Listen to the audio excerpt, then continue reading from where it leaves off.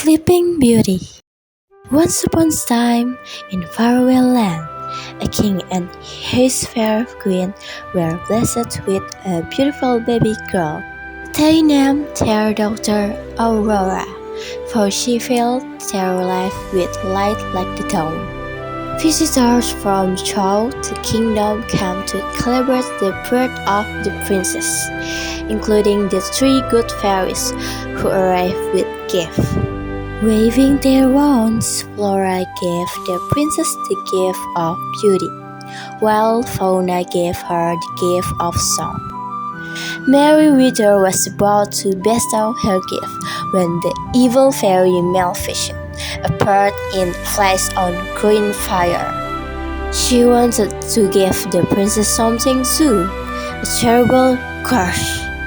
Before the sun set on her 16th birthday, Aurora would break her finger on the spindle of a spinning wheel and die. Luckily, Merryweather still had a gift to give. She cast her spell to soften Maleficent's curse. No, Aurora would not die with. She pricked her finger. She would simply fall into a deep slumber, only to be awakened with true love kiss.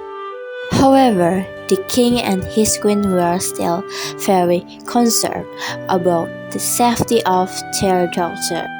And so with heavy hearts, they agreed that the three good fairies discussed as peasant women would raise the child in sacred fairway from castle.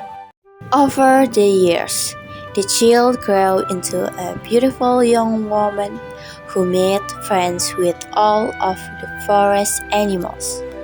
Her three aunts called her Briar Rose and surrounded her with love, but they never told her the secret of her past.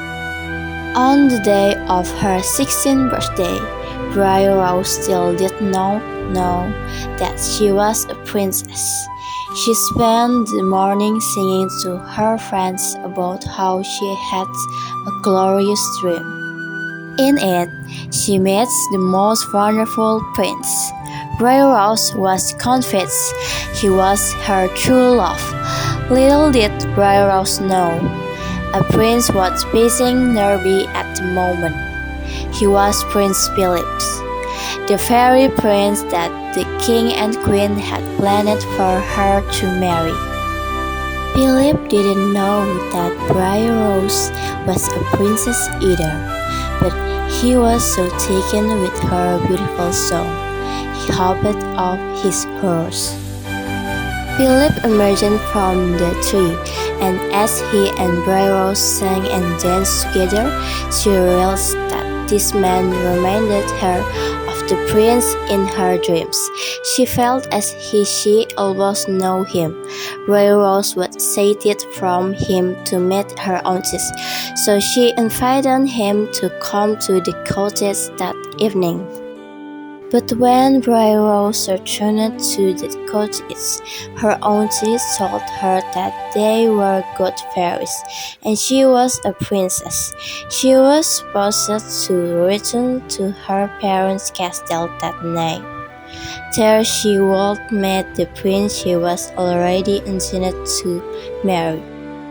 When Aurora arrived at the castle, the three fairies left her alone to mourn.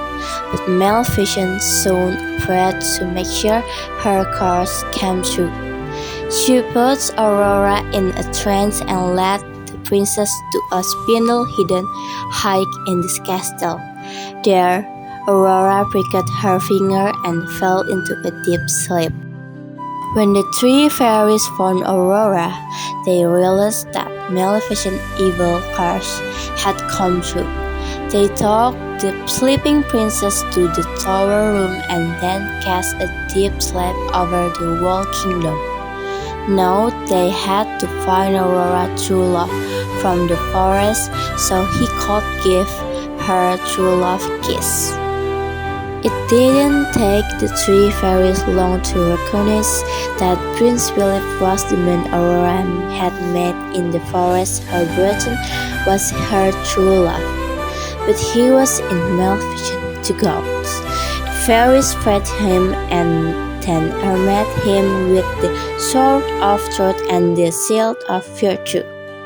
Now he was prepared to fight the evil fairy and save Aurora. But the evil fairy was not easy to defeat.